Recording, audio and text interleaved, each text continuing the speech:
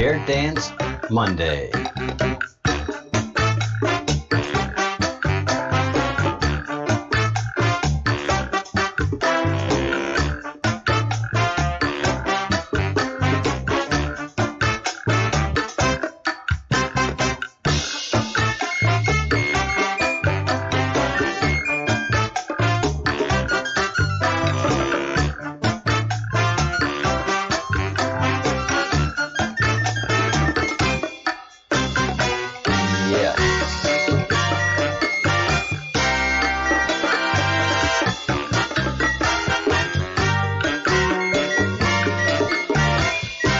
Get ready.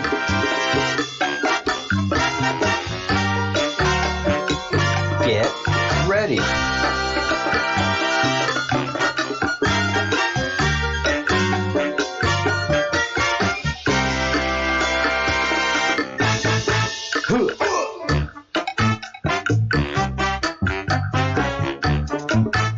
All right. Welcome everyone. Happy Monday. And it is a happy Monday.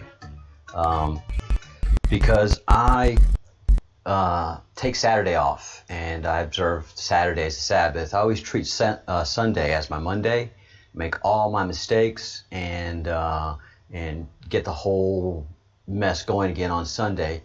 And by Monday, it's Tuesday for me, and that has always served me so well whenever I made the move to observe the Sabbath on Saturday as opposed to Sunday. Personal commentary. It is 10 in the morning here in Spain. Buenos dias, all those who are tuning in here in Spain and in Great Britain and Australia and Aussie land, New Zealand. Good day, and India. Good afternoon. People tune in from all over the world, and I am absolutely grateful because the Q is a worldwide movement. And step by step, we are red pilling everybody that comes in contact with the information that we have to share. And all it is information. We're not a cult. We're just telling you, look, there are pedophiles throughout the world, and disgustingly enough, there are a pedophile elite that are cannibalistic and actually control most of the media, entertainment, and significant portions of government. And it's tough. It is tough to hear those words. But as you do, that's where the red pilling happens. So red shirt, red pill. Why? What is all the energy? What grabs us who become pretty motivated in the queue? Well, it starts with the corruption in government and just seeing the lying of the mainstream media, and it makes you scratch your head and go, what is going on with all of this? And then as you dig in deeper, you start to find the cannibalistic pedophiles. And one example that has just come to light, and it hasn't just come to light, but it is the red pilling that takes place with people. This asshole here is a former United Nations chief. He is a former United Nations powerhouse, and he has been arrested and convicted recently for pedophilia, and 2 children were rescued from his home, a 12-year-old and a 14-year-old, which he was doing this to. Look at that satanic look, and look at that child. Fear and panicking, and yes. So part of the what has become, what always has been for the Q, but for those of us who become aware of the Q, the focal point of the Q is the pedophilia ring around the world, the human trafficking that is going on, that has been allowed to continue, that has been set up to grow and become prosperous, well-funded, very well-funded, and with powerful and important people in charge and placing other pedophiles in places of power throughout the world, in mainstream media, in many corporations, because pedophiles are really good about hiding their pedophilia. And if you're a successful, wealthy pedophile, you can indulge in your pedophilia because you're so wealthy and successful. People will cover for you. And you just get more wealthy and more successful, more powerful. And you notice that you're able to put fellow pedophiles in places of great importance, in charge of large companies such as Disney Corporation. The world is your pedophilic oyster. And that's what's happened. So this guy came to light because of the Q, because of the National Security Agency, and this guy is now serving time. Not enough. Hopefully we'll be able to make some changes along the way as this explodes, as it is bound to, with 182,771 sealed cases. So we've things are going to be happening, and from March last year till today, which is August 10th, 2020, 25,000 sealed indictments were dropped. And that's when some of the biggest, most powerful people started to get off of their board of directors and presidencies and CEOs. So the last 4 months, no, the last 6 months have been the major months. And after all those indictments were dropped and sealed, these guys started going to jail around the world, and we have to understand that these people are now very desperate. So desperate that they've militarized all of the organizations that they can possibly control. Black Lives Matter, Antifa, and now Occupy Wall Street. This totally, supposedly hippie peace organization is talking militaristic. Tactical briefing number 1. The White House siege. And fist raised surrounding our house.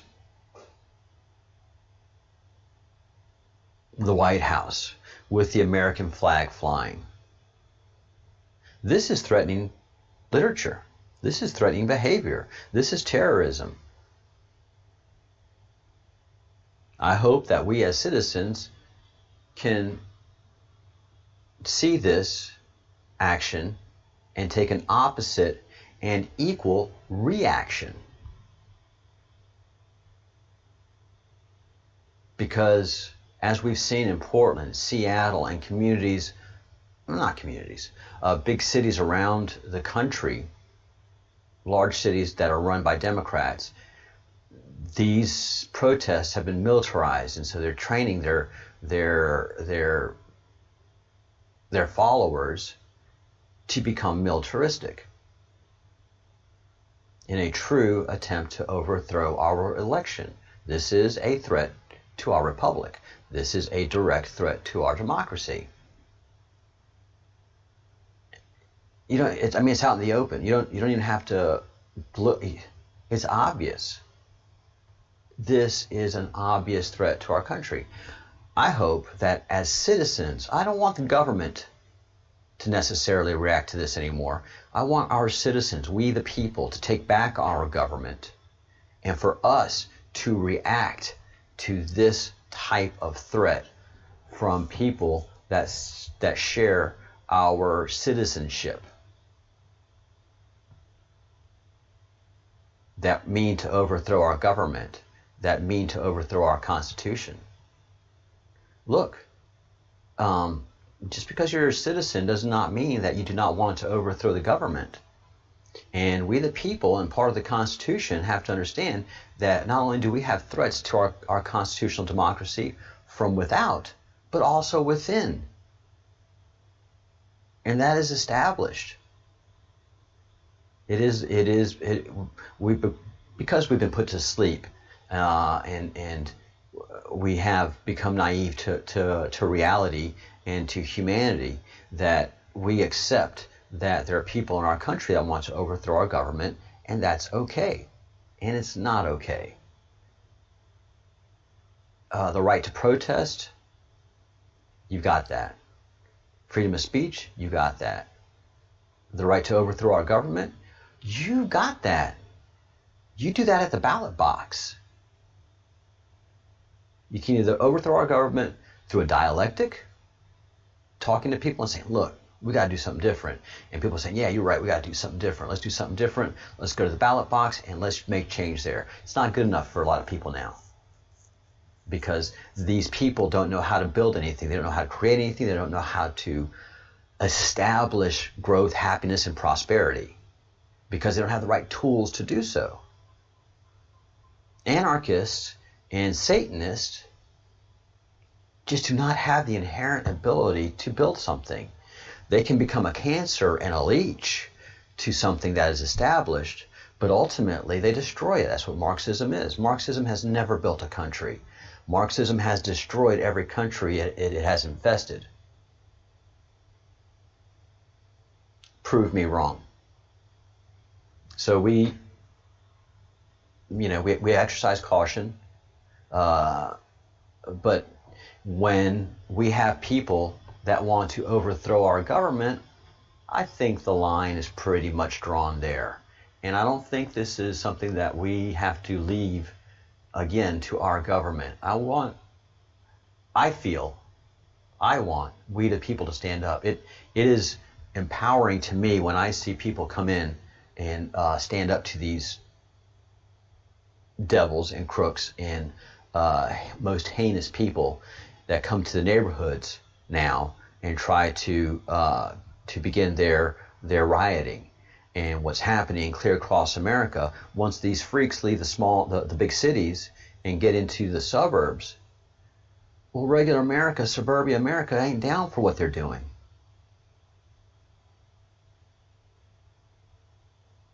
And what they're finding is grown, hard-working Americans are standing up to these children, these unemployed, dressed in black, Gothic kids who are lost. And so they're easily picked up by the Marxist. And they're having reality dealt to them. Unfortunately, as time progresses, many are going to end up in the criminal justice system. It's not a place where we put them. They put themselves there. Once your actions begin to infringe on somebody else's civil rights, once you deface property, that's a criminal act. That's not protest. Yelling at somebody that doesn't want to be yelled at, that is not protest. That is infringing on my rights. You have no right to do that. You have self-responsibility, and I'll exercise tolerance. And if you got something to say, I'll listen to you. And if you got something to say and I don't agree with it, I'll disagree with it. That's part of dialectic. Maybe I'll come around to your point of view one day, as I've had with my coming around to the point of view of the Q, which has been a very, very comfortable yet disturbing process. But I'm glad to be in the fight, and I'm glad to be standing with all of you in this fight for the children, in this fight for our countries, in this fight for our world. Now, there is a wonderful YouTuber by the name of Viva Fry. I don't know if you guys, probably most of us YouTubers kind of walk around the same blocks. So you guys probably do know Viva Fry. If not, he's a Canadian lawyer who's a YouTuber and does law analysis. And our general in the Q, who has taken the oath, as many of us have, and he's done it many times for every different office that he picks up to fight public office. He swears an oath to fight to protect and defend the Constitution. Not Donald Trump, not the president, but the Constitution. So he is going through a legal saga because it's all part of the full court press of the pedophiles in trying to defeat Donald Trump. It's too late now. The sealed indictments are there. There is nothing except for an armed overthrow of our government that will stop what's coming. A new administration cannot stop those sealed indictments. It is done. All of that is done. All of those 182,000 cases will have their reckoning, regardless of who the president is. But these people are desperate. They're going to do everything and anything they can to stop a Republican administration and put in a pedophile-based, Democratic National Committee-focused presidency, and try to undo all the damage that is fixing to come out. And so what they've been doing to General Flynn, as you all know, has been happening. And so he is now going to do, he has to go in front of the full appeals court of that district, of that Washington, D.C. district, which is an en banc court, which is made up of many judges. I think it's 9 or 10. And they're going to all of them are going to hear an appeal and a justification for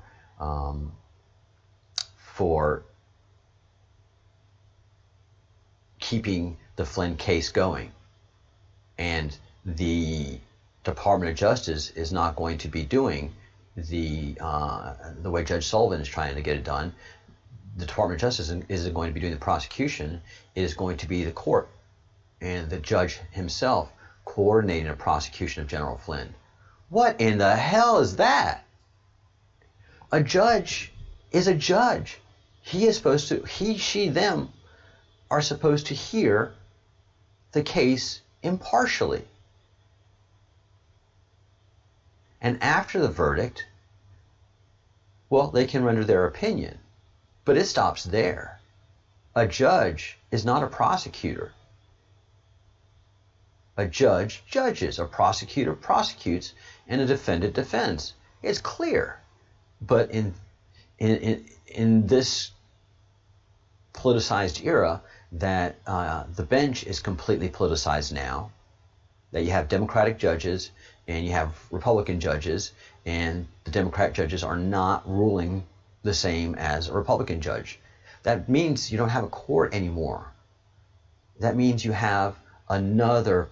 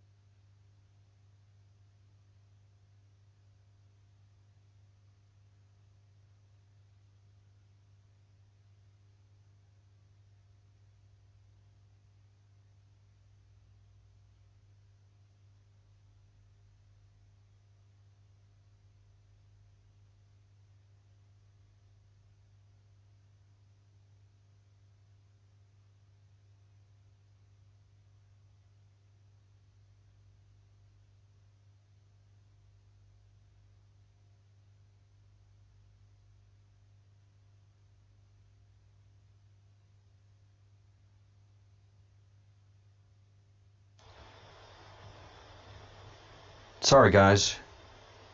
All I was saying is that this is all very controlled. My microphone went out, and I apologize about that.